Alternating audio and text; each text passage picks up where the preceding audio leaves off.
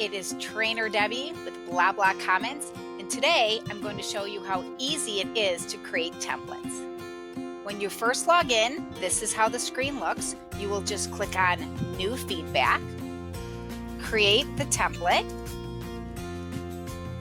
I want to create the greeting, interaction, and then when you're finished, all you have to do is click on Save Template. Rate it, how the student did.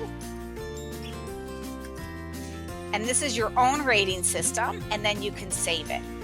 Then in the future, when you're ready to choose a template, you'll go under Choose Template.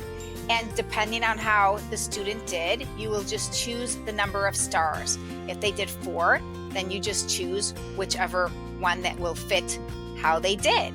Click on it, and then it automatically fills in. You can get rid of any sentences by clicking on the little X. You can add these connector words, and it will automatically create the sentence correctly down below. And then you can just copy it. Thanks so much for being part of BlaBla Commentz. Happy teaching!